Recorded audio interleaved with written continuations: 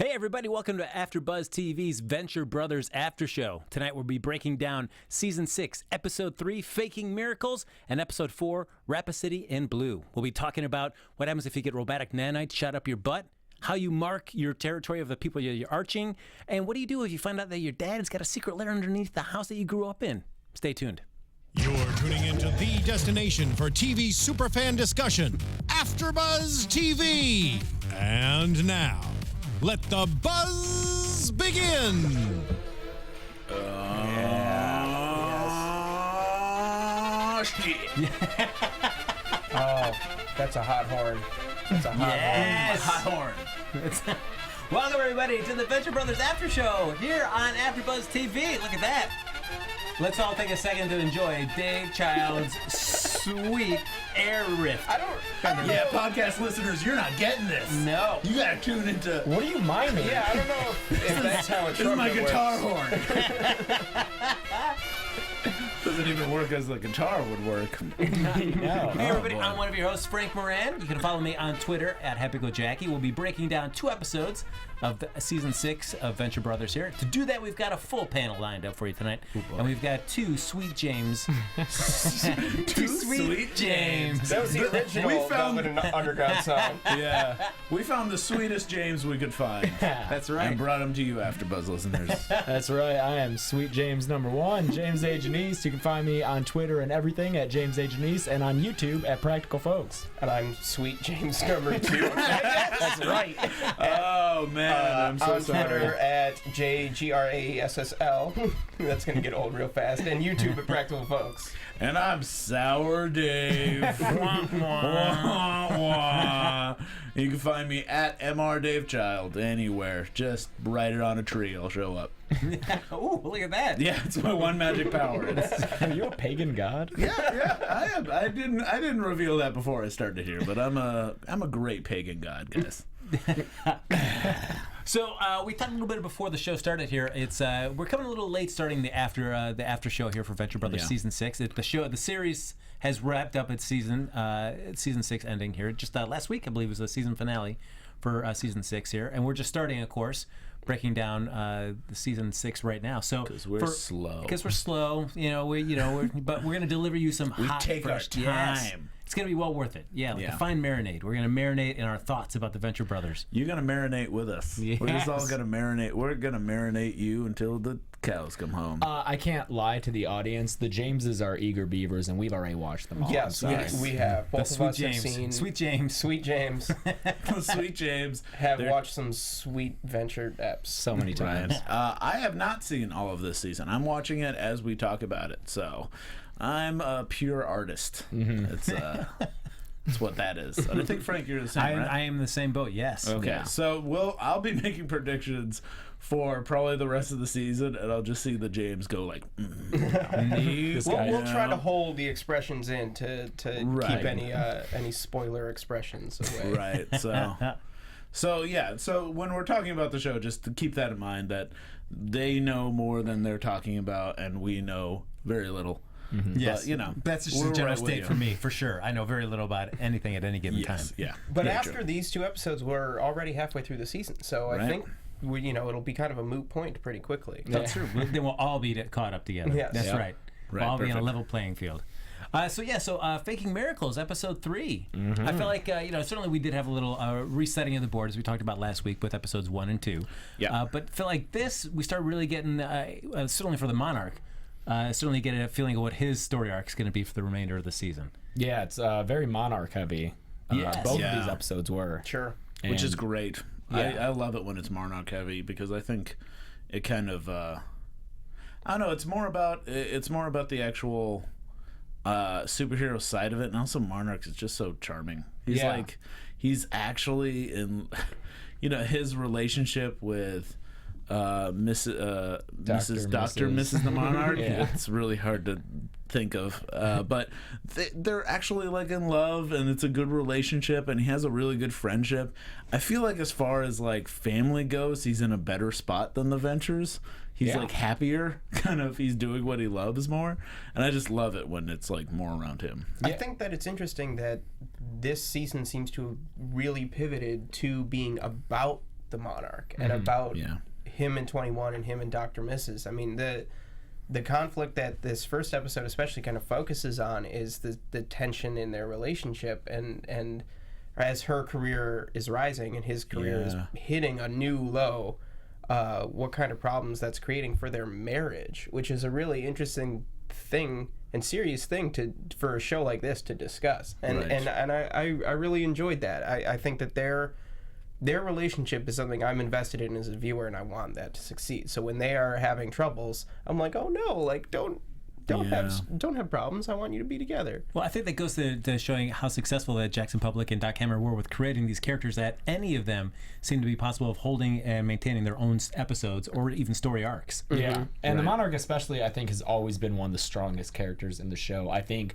when you first sit down and you're watching this show and you're starting to understand that, no, it's not just a Johnny Quest parody, I think one of the things that clues you into that early on is the Monarch and how he's their arch-nemesis, but then he's like just really a petulant guy, and who's maybe the realest one, like the person who is most aware of their situation, even though he's just filled with all this hate for Dr. Venture. And that's always been such a draw to me to the show, is the Monarch.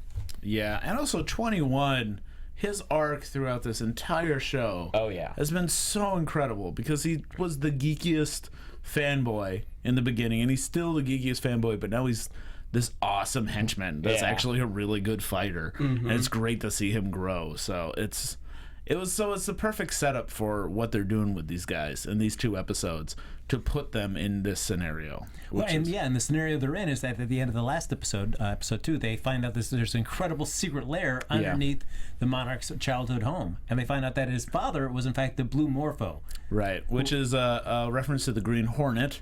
Pretty clear reference to the Green Hornet, which is great, because I mean, the Green Hornet was all about this one socialite. It's like Batman if he didn't bother to do any of the training. He just bought all the gear and then hired someone to fight for him in like every scenario. And so that's perfect for what they're setting up with the Monarch and 21, because 21 is that already. And if you only have one henchman, then he is just Kato.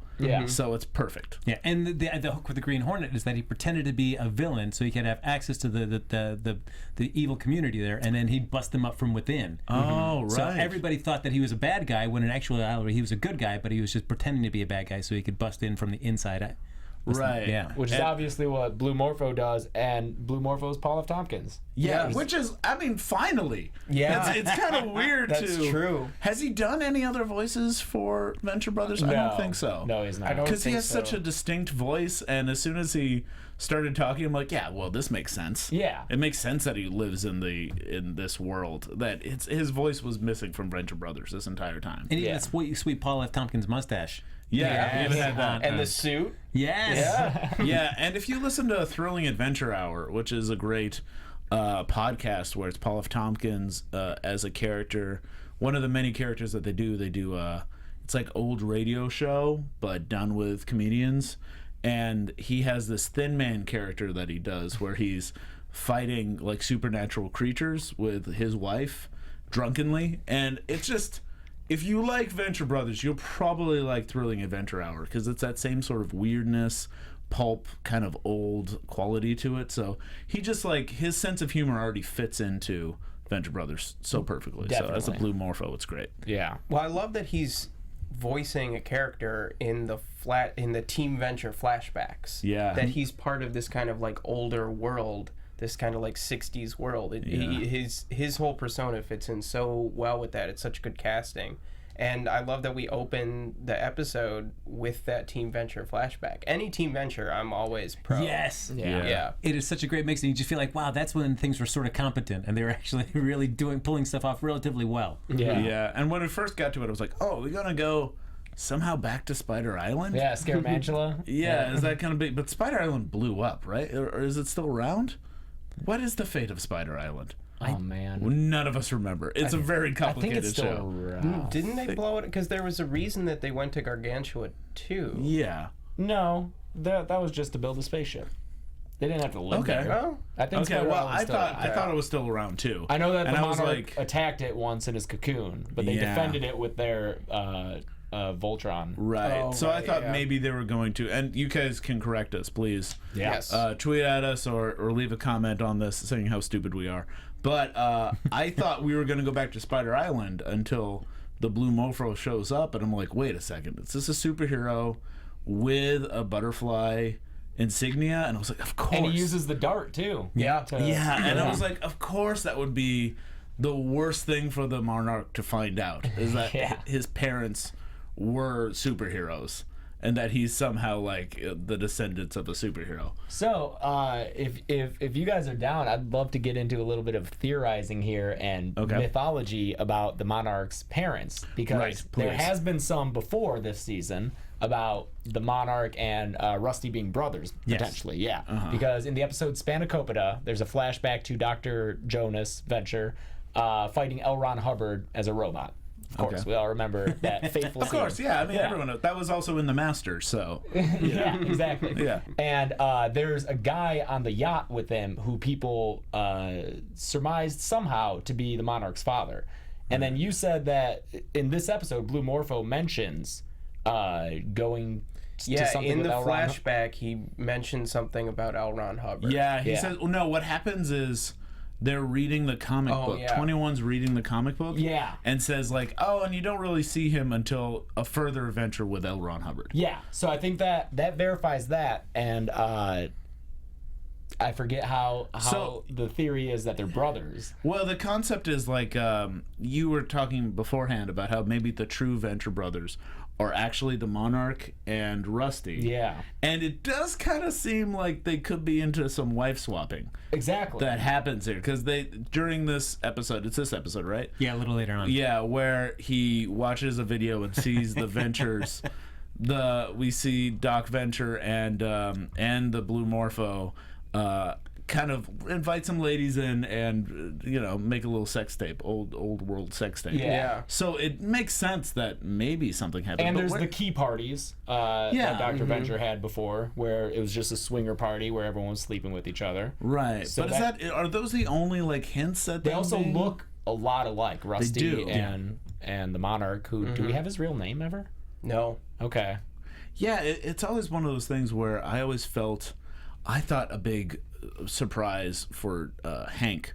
At some point, we were going to find out that Hank was Brock's son, or a clone of Brock, or something like that, because he looks so much more like Brock. Yeah, that was than definitely he an early does. theory. Yeah, but I think they kind of disproved that. Yeah. With all because we meet the mom, and the mom looks a little like Hank. The other thing is, last season, Monarch discovered a picture of him and Rusty as children on the Right. Venture compound together with with Jonas and his parents in the background. Yeah. And the last thing, and this doesn't lend any support to them being siblings, but it's probable that Vendetta, if you remember him, he was on the Council of 13. He got beat up in the nightclub, I think by Brock maybe, but he was like the robot guy. Okay. He is probably Blue Morpho after the plane crash that left the Monarch stranded in the forest. Right. Right. And the Council of 13 mentions Vendetta in this episode. Yes. They name drop him very specifically, so I think that lends a lot of credence to the fact that Blue Morpho shows up and they name drop Vendetta. And one of the evidence, part of the evidence supporting that theory is Vendetta's last words when he's like beaten up is like, the plane is going down. I think, it's the plane is going down. There's also the whole thing with Kate. And there's also his name is Vendetta. right. Too, Yeah. so Dad is in there. Right. Sure. I mean, that's. It feels like something that they would do if they put a dad in there. Yeah. It's for a reason. So it's someone's dad. There's the Operation Orb stuff too with Kano, and what does he say? He killed a great man or something. Yes. And everybody assumes that to be Jonas. Yeah, but it might not Could be the plane crash that kills Blue Morpho if he was Blue Morpho's sidekick originally. which he was, as we discovered. That's the now same know. Kano. Right, yeah. So is it what was the fate of Vendetta? Is Vendetta gone? Could Vendetta he's come missing. back? He's missing. They mentioned that. Yeah, because they're Okay. trying to get him to come back for the Council of 13. Right. So that might make even more sense why Paul F. Tompkins did the voice of Blue Morpho, if he comes back and his voice becomes Paul F. Tompkins. Yeah. Could possibly happen. Not looking at the Jameses for any of that.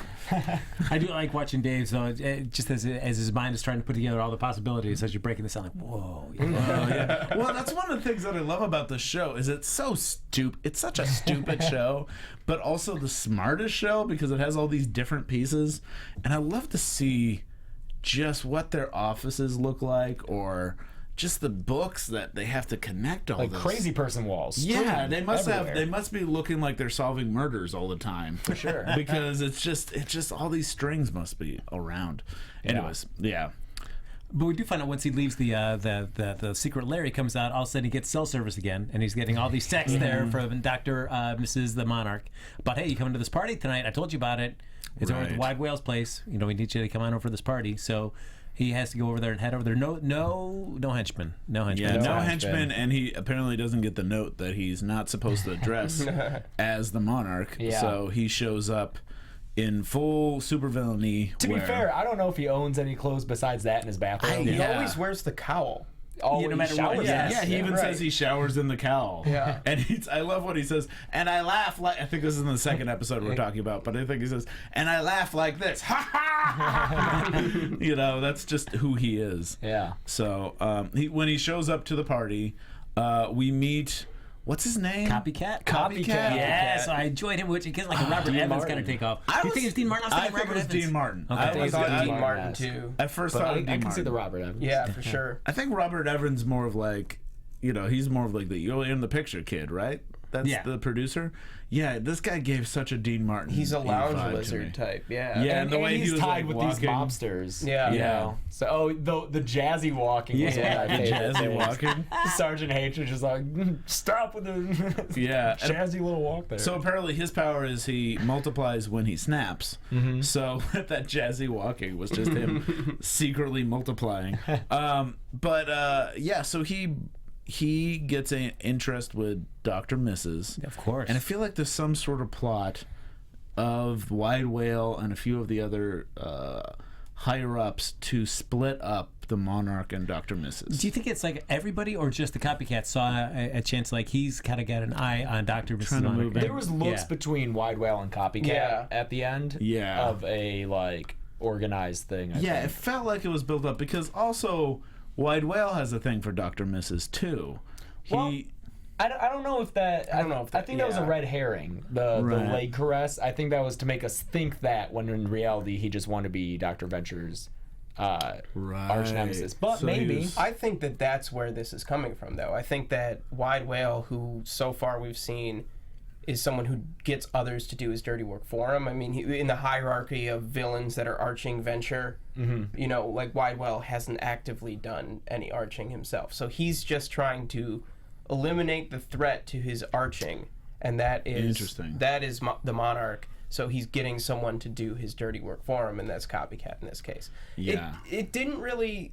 The mobster stuff doesn't really work for me, personally. I think that it's bringing in a new kind of genre to this show that is fine. When they've done that in the past, I've loved it, but it's not doing anything to subvert the expectations of that genre. It's just a mob boss being a mob boss and like a mobster guy like doing. I mean, like Right. the pissing on the couch, I guess, is a subversion instead of something more serious. But Yeah, and I think it's also, I like the idea that it's playing off of the, they're building up the Council of 13, and they're building up the hierarchy of the villains, and right now the Monarch's right at the bottom. He's totally at the bottom. And they're trying to keep him at the bottom while Dr. Mrs. is still at the top. Yeah. So that's what makes it interesting to me, is that difference and Sure.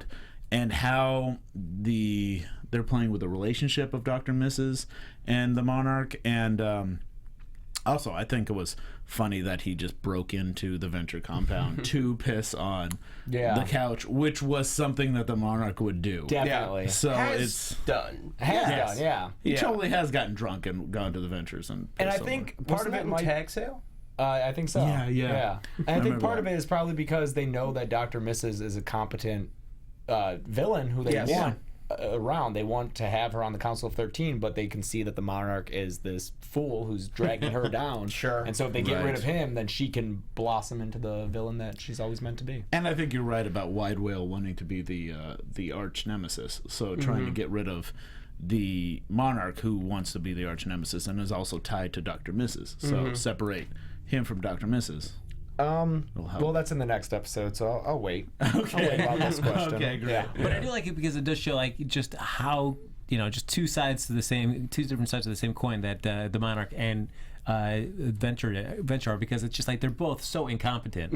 Right. It's like who else could arch each other? Is those two? They seem to be just perfectly fit for each other. Also, where were they before they moved to New York? Were they in Colorado? Colorado, I think. Okay, so I think it would make sense that the villains out in Colorado are more of like the Monarch caliber and not gangster, but when you go to New York, the big city, they are actually like mobsters. They're gangsters. Yeah. It's still the same guild of calamitous intent, but it's just a different approach. Yeah. Yeah, we got that a little bit too with the Avengers team, where they have a more kind of like corporate approach to it's things. almost like a political party. Like Democrats in one state are going to be different than Democrats in like Chicago. You know? Yeah. Mm-hmm. Yeah, and also when you look at Marvel or DC, or especially Marvel, how many superheroes live in New York? And how many supervillains? It just, like, I'm watching Daredevil recently, and they keep talking about Hell's Kitchen like it's a neighborhood of New York. Yeah. And they never seem to mention New York, so they refer to Hell's Kitchen almost like its own town. Like it's closed off. Yeah, like it's closed off from the rest of New York. They don't ever describe like, so he's doing terrible things. The Punisher's ravaging New York. It's always like the Punisher's in Hell's Kitchen. But once he steps over to Brooklyn, he is an upstanding guy. Oh boy, no funny not a business problem there. So I think they're playing off that idea that it's so concentrated that they do have to deal with its own hierarchy. So yeah. And we find out the other part of it, the other thread for this episode is Hank. Again, we did see him have his eye on the Wide Whale's daughter last episode with her great swimming or floating in the pool. Yep, there, her dead woman float. Sees her out on the jogging trail again. And of course, the Wide Whale's bodyguards start attacking him. And I always enjoy when Brock jumps in, just with his way too over-the-top way of handling a situation. Couple guys, kills a couple of the guys, just that's it. They didn't make it. They didn't make it. I'm really enjoying this love interest storyline. Yeah? Because I like it because it reminds me of the old Venture episodes. Yeah, with Triana. Yeah. And I always like that, and I'm rooting for them. Yeah. I'm rooting for, love interest in that kind of sense, and I like to see the differences between Hank and Dean and how they grow up. Like, I love seeing Hank able to run for so far, and then take anabolic steroids. You're not going to take them. You're not going to cheat. And then I totally forgot he has a fake leg. Does he have a fake leg? No, I think he's just saying that fake legs are a form of cheating. Yeah. Right. Just like okay. Okay, because I was like, is that Hank something I forgot? Yeah. Because it could be something that he just has a bionic leg that I totally forgot he has. But that's Archer. And then Dean catches up with him, and he's totally like sweating and just out of shape.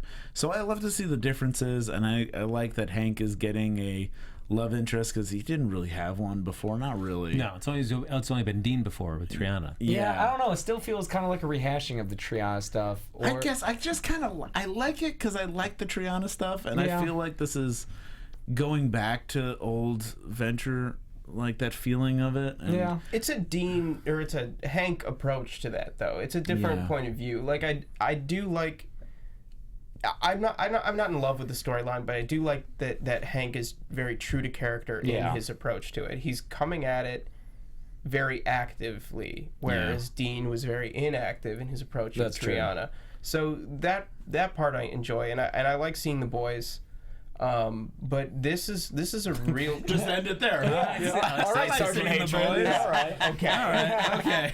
But it's very sitcom-y to me, and it doesn't do anything to kind of subvert that element beyond the initial like. See, but I think there's so much subversion and wackiness in the show. Whenever they do a straightforward sitcom story, it's kind of refreshing because it keeps it grounded. It keeps it from just being.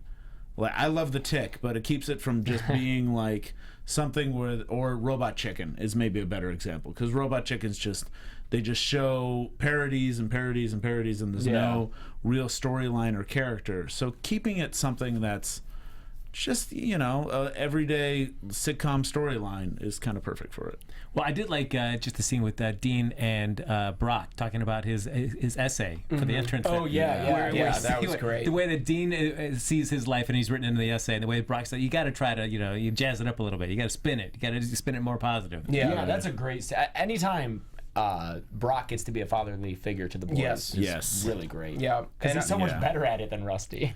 Yeah, and he cares so much more. Yeah, and that really, you can tell in that scene, especially, like, he's more comfortable, I think, when he interacts with Hank, because it's more kind of, it's all brute force stuff. It's all very physical stuff, and I think that's more in his wheelhouse. Yeah. But when he has to be kind of the more, like, not necessarily academic, but I guess in this case academic, parental figure, it is uncomfortable. So he's almost excited when the nanobots like take over Dean, and he can react to it in an active way. Right, yeah. That's perfect. Speaking of that, we do have the reason we have the nanobots is that we've got Billy White and Adventure going around looking through some of JJ's old projects, seeing what they could do to kind of recapitalize and get that new project out there to get some attention for everybody. Yeah, but of course, instead of trying to come up with anything on their own. No, they're just going to raid like the old stuff, old projects. Yep. Check in the dustbin. It's just Rusty picking a dead man's bones again. Right. Oh, Rusty.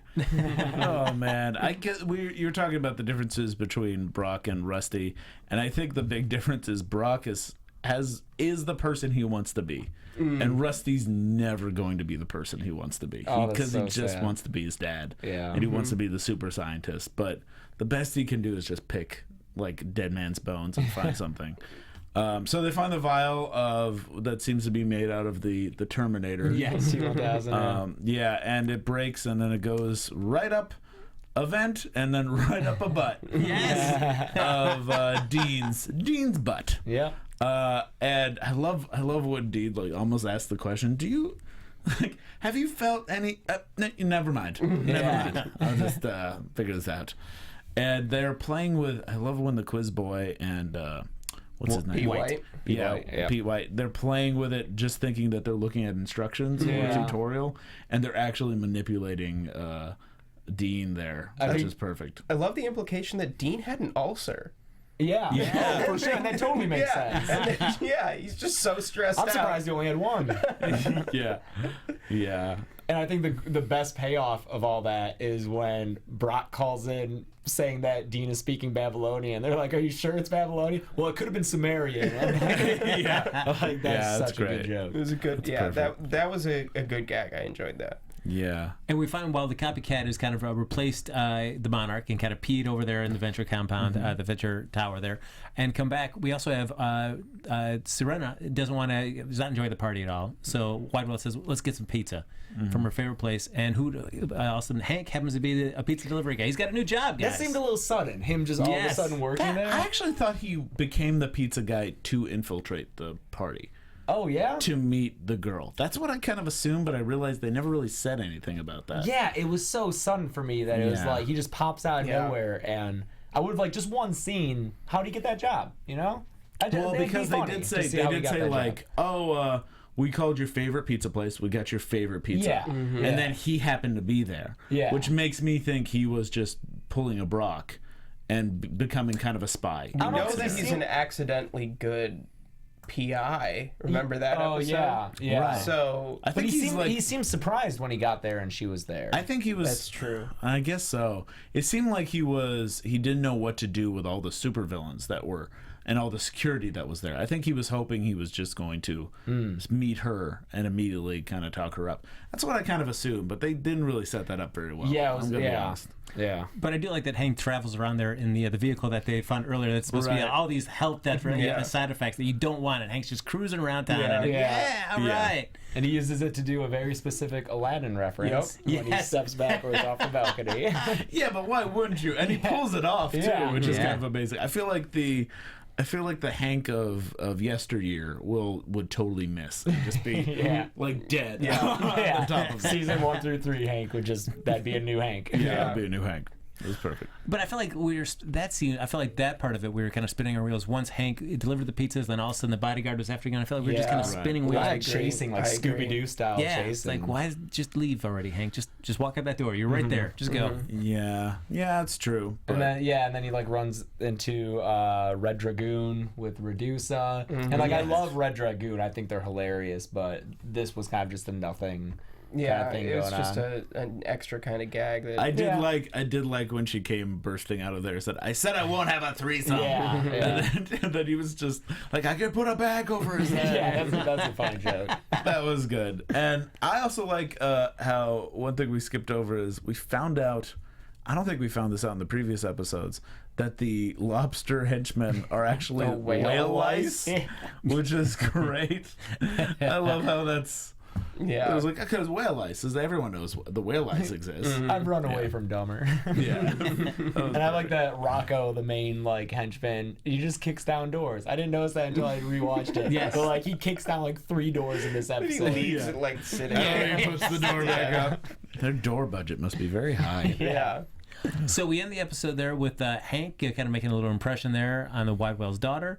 Certainly, Dr. Mrs. the Monarch pissed at the Monarch because he thinks that he pissed all over the Venture's living room right there. Yeah.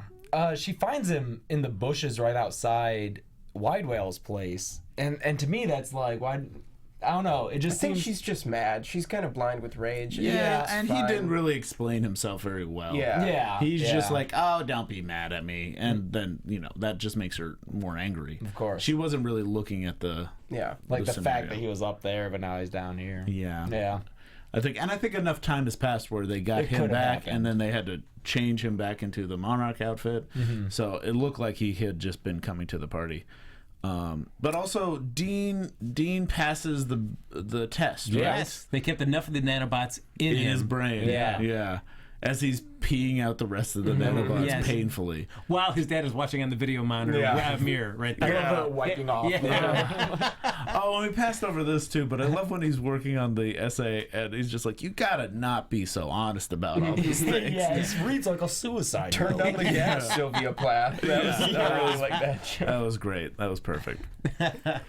So the next episode, Rapacity in Blue. We kind of Right. pick up there, and we talked about in the first episode after JJ was gone. We talked about like, the smartphones and the watches, talking about with JJ's voice. Right now we have an alarm with the spirit JJ's of image. with JJ's image. They're talking about, hey, don't forget you've got this really super cool conference right, coming It's up in a few up. days. Yeah, you gotta something really cool to show. Yeah, you can do it. That didn't have the sadness, though, that I really liked of the J-phone joke from the first episode. Like, that was just Rusty being, like, pissed at having been woken up more. Yeah, Yeah. it was And just a cold I open. would have liked a little bit more pathos from that. Yeah, But- it would have been nice if he said something like, and remember, you love your brother. Yes. But maybe at this point they've just seen dead JJ so much that he's become more of a nuisance. Like, Yeah. is that alarm going off every day? Does he have Yeah. to wake up to that every day? He does say, how many of these did you record? Yeah. Yeah, and he says like, I have to find a way to change that alarm. Yeah. By the end of it, yeah. So this was a very similar episode of the previous one in a way, because the A story is following the Monarch, and the B story is them trying to find a new invention for this upcoming convention. But for me, I think this episode worked a lot more. I agree. really enjoyed this. I agree. I think the God gas was way stronger than the nanobots. Oh, God. I think the God gas, the mice, is the funniest joke out of any of these episodes I've seen. I completely Like the runner. agree. Yeah. I completely agree. I think that, especially it ending in the conflagration of Rome joke, like that's just so esoteric on an esoteric show. Is that them burning the crown? It's Okay. a Nero thing. Oh. It's the Christians revolting against their their emperor, and it's amazing. It was so, because you saw them go through basically the whole Bible. Yeah, like the crucifix. Yeah, I love whenever there's jokes that are happening that the main characters don't see. Yeah. That it's something we only see, and that they're just totally ignoring these like mice that they They just see it gassed. when it goes up in flames. Right. Yeah. And how are the mice getting the little 10 Commandments, the beards, Billy Idol. the idol, the golden idol, the flame, even the Yeah. fire? That's great. I loved it. Yeah. Well, we certainly, as we're talking about finding a project for them to do, I do like White and Billy try and pitch the different adventures. Like we have silent washing machine. Yeah. You know, plus it's silent, and bad is it's a washing machine. You know, so, or Billy's like, we got this thing where it'll grow you back, regenerate your liver. But that's all it does. It just keeps regenerating your livers. I love their different approaches too. Pete treats it like almost like a school project of just like, here, this is what I have to do this, and then Billy goes up there and is like, it's like a TED talk, and he's all into it. Right. But yeah, they come across the God gas, which they figure out is just one gas, but if they turn around and say it, mind control. Mind control gas. Yes, that's great stuff. Make it happen. And then we have the Monarch really kind of embracing the idea, like, oh, maybe I should put on this this costume and see if I can. It's a good way to kind of eliminate some of the other arches. Yeah. And get closer to have Venture back in be my main arch at that point. Seems like it seemed like a pretty good plan, I guess. Yeah. It starts with that awesome Dagobah Cave. The Star Wars. Yes. With 24. Oh yeah. 24. The voice of 24 comes back. That's great. Oh, so good. I love the implication that 21 is still haunted by 24. Oh yeah. Like he's still not over it. He'll never have another friend like that. No. Yeah. The Monarch is never going to replace 24. No. And I think that little inclusion of it, that like even after all this time, because we haven't seen 24 in a long time. No, I miss that voice. Yeah. That was voice. another voice that just like locked me into the show. It was just that. I remember one of the times I've laughed the hardest at the show was maybe in the first or the second pilot, but it was after like Brock just destroys all the henchmen and he drives away and they're all just standing there and he's like, that sucks. Yeah, it was before he was even 24, and it was just the funniest thing I've ever seen. That's one of the best lines. It's a great voice. Yeah, so he goes down. I guess that is when he sees the sex tape. Yeah, and I love how he has to cut his beard in order to fit into. And now he looks more like Rusty. Now he looks a lot like Rusty. Yeah. Which the quiz boy then thinks when he gets the God gas later. But jumping ahead. No, because I feel like in the whole course of the series, it's done a great job of showing like Janisse Venture being like really capable and competent as like as a scientific super adventurer, but then also just embracing like the seamy, kind of sides of like the 60s and stuff. Yeah, like swinging super and all that. sexist and a horrible father. Yeah, and it's I love we played the Green Hornet theme at the beginning of this episode, and when they play the blue Morpho theme, and when he's like, he uses seamstress home economics. Such a good like little montages that I feel like we haven't seen in a while. They haven't really leaned on that. I guess the quiz boy and I think one of the things that really makes this episode so much better for me than anything we've seen so far this season is things like that. Things like the theme song and these like kind of like leaning into the thing that it's parodying, like leaning into the Green Hornet aspect of it, leaning into this kind of like kitsch thing that it's kind of aping. That to me is just so entertaining, and I think it's something that they do so well because you can tell that they have such a respect for the source material. And I love that. And then to have the Monarch be like a good guy. Like on a show that's about failure.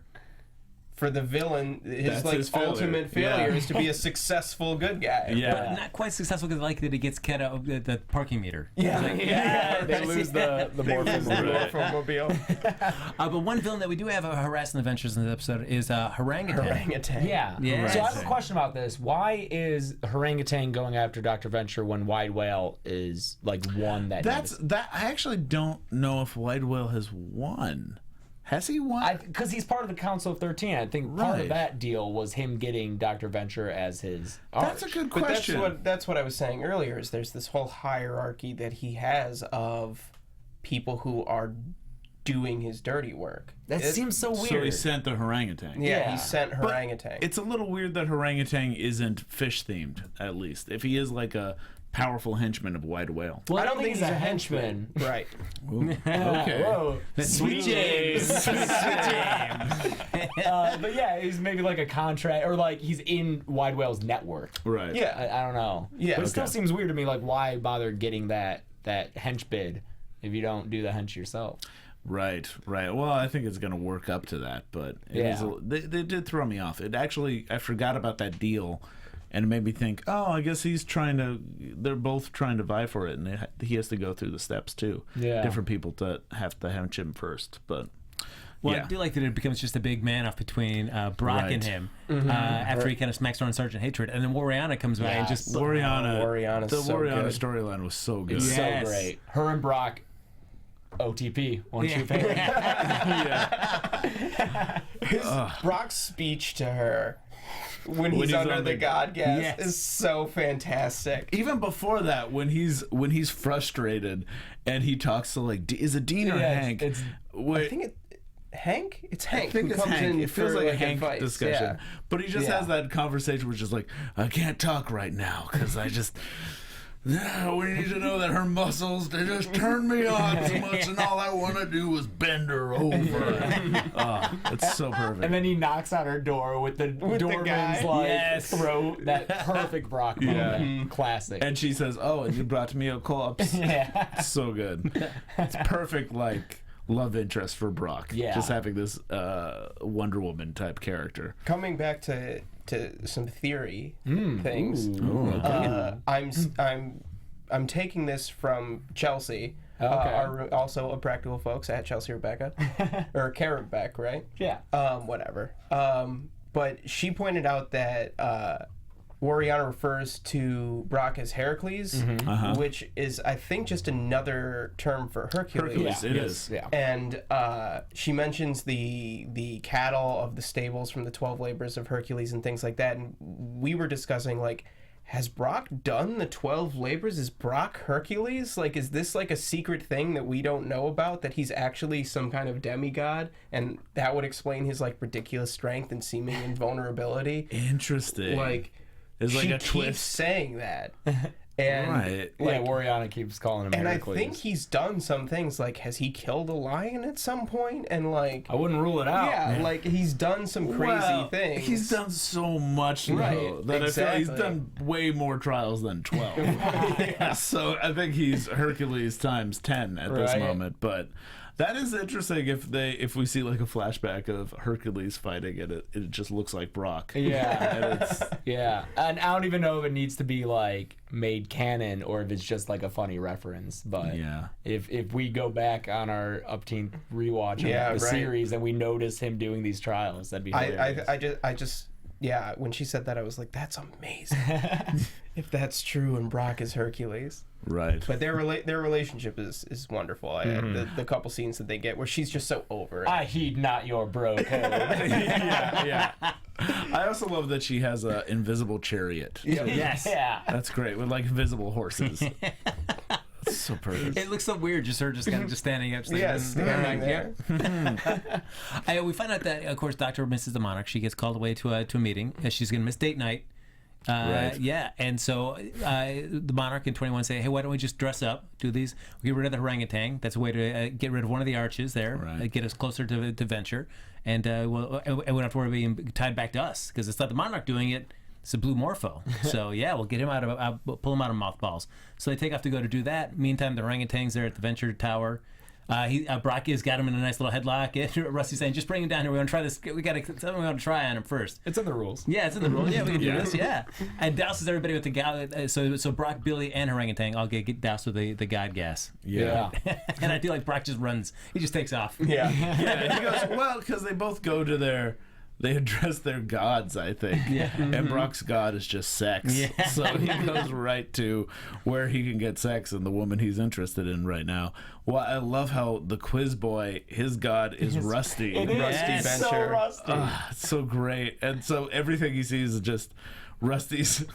I love how Rusty just grows hair. Yeah. And just the clothes. His uniform, his boy adventure uniform. Stays the same age, but just boy adventure in his mind. But I like Brock running out, Rusty chasing him, Monarch and 21 what the hell's happening here? What's going on? Right. But we see 21 doing a little smackdown there and everything. Yeah, look at him go. Punching a guy to death. Yeah. I'm pretty sure I just punched that man to death. But he does a sweet move where he rescues Billy from getting thrown down the hole. And so they had that connection where we think it could be Rusty underneath the blue Morpho And mask. Wide Whale caused that hole, right? When his ship came out? Yes. Yeah. Yeah. So Wide Whale indirectly killed his own. Well, he created the hole that killed his own dude, I guess. Dude, just dude.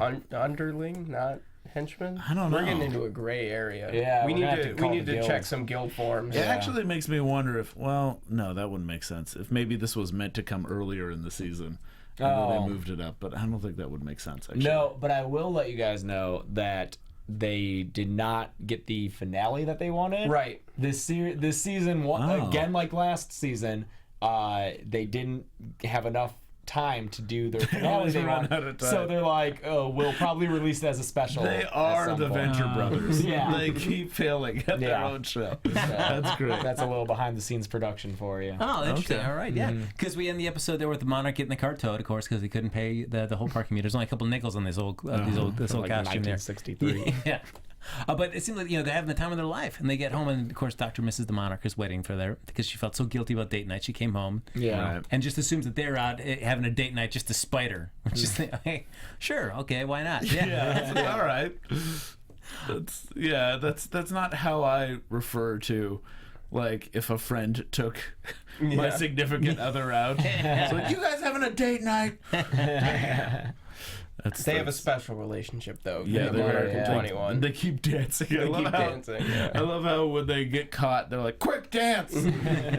It's perfect. But I mean, that brings us to the end of these two episodes. But I'm really enjoying the direction. I mean, you guys have already watched, of course, this season. Dave and I have not, but I'm enjoying this direction with the Monarch. The Monarch stuff is so good. Yeah, this last episode, the 604, it was a turning point. It's a really great episode. Oh man! All right, well, I guess we do a super fast round of Dave and I doing predictions, and you guys Sweet shutting James, up. Sweet James just kind of like trying to keep their poker faces. AfterBuzz TV prediction.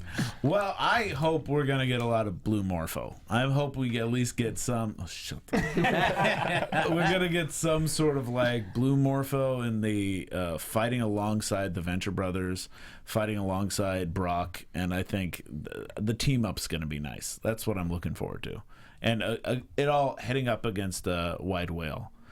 But we're gonna get some. I'm assuming we're gonna get some Hank, more of the Hank relationship with Wide Whale's daughter. Yeah. So, because it'd be interesting because certainly with the Monarch playing the blue Morpho, like how often can you play a quasi good guy without starting to want maybe like starting to feeling those feelings like, hey, maybe this is actually a cooler thing than being a bad guy all the time. Right. Kind of a Thunderbolts type of thing for them. Who knows and then I think that it would be great if he rises up the ranks of the good guys so much that he gets his own arch that's set in the that Dr. Mrs. has to set up against him. Oh yeah. It would I'm not looking at you guys at all, but it would be so tragic if Dr. Mrs. ends up becoming his arch in a way. That's one direction they could go. Interesting. Interesting. Sweet James, keeping it it's very cool and relaxed. I can't read anything on your faces. Yes, interesting. Besides that sweetness. Well, that's gonna do it for too sweet. That's gonna do it for us here on the Venture Brothers After Show. Here, wrapping up episodes 3 and 4. We'll be back next week breaking down episodes 5 and 6. Yes. Look at that. But in the meantime, let's continue the conversation. Like us on Facebook. Give us those sweet 5 stars. Sweet 5 stars. Talk about the Sweets James and those iTunes reviews. Share it with your sweet friends. That's right. Continue the conversation on Twitter. Chat with us. Chat with yourselves. Tag Dave Child about everything and anything that you want to talk to him about. Yes, Dave, if they want to do that, where can they find you? You can find me at MrDaveChild on Instagram and the Twitter. James Graessle. At Twitter at JGRASSL and Practical Folks on YouTube. James Janisse. James A. Janisse on Twitter and Instagram. Practical Folks on YouTube. So sweet. I knew Twitter just for the two of you. There's a Sweet James. Sweet James. We do. Hashtag Sweet James. Someone already has it. Yeah, for sure. And you can follow me on Twitter at HappyGoJackie and catch me every Tuesday night at 10 o'clock with my improv team, Max. Why not? Ooh. Sure, Yeah. do that. Why not? Do it. All right, folks. We'll see you next week here for Venture Brothers After Shows, episodes 5 and 6. Until then, go Team Venture. Go Team Venture. We'll do it next time, right?